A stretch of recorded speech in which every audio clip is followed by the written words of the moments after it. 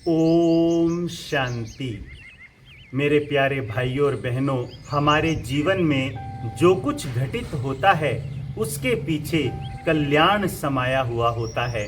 वो चाहे हमें वर्तमान में दिखाई दे या ना दे, लेकिन इसी विश्वास के साथ कि परम पिता परमात्मा के इस कृत्य में भी कुछ न कुछ कल्याण अवश्य समाया हुआ होता है, तो हम दुख, चिंता और भय से मुक्त हो जाते हैं। इस पर मुझे एक कहानी याद आती है कि एक बार एक केकड़ा समुद्र के किनारे रेत पर चल रहा था।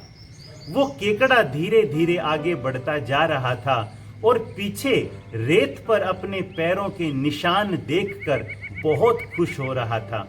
वो थोड़ी आगे ही बढ़ा था कि पीछे से समुद्र की एक लहर आई और उस लहर ने केकड़े के पांव के निशान को मिटा दिया। ये देख करके केकड़े को बहुत गुस्सा आया। केकड़े ने लहर से कहा कि ए लहर, तूने मेरे सुंदर पांव के निशान मिटा दिए, मैं तुमसे बहुत नाराज हूं। तब लहर ने कहा, मेरे प्यारे भाई केकड़े, मैंने इसलिए तुम्हारे समुद्र के किनारे रेत पर से पांव के निशान मिटाए हैं क्योंकि पीछे एक मछुआरों का दल आ रहा है और वो केकड़ों को पकड़ रहा है।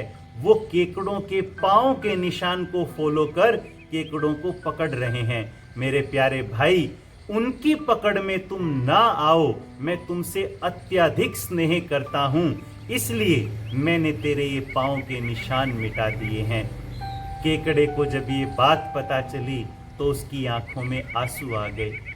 अब उसकी समझ में आया कि लहरों के इस कृत्य के पीछे शुभ भावना छिपी हुई थी। तो मेरे प्यारे भाइयों और बहनों, जीवन में भी जब हमारे साथ कुछ ऐसा घटित होता है तो उसमें अवश्य ही कल्याण समाया हुआ होता है।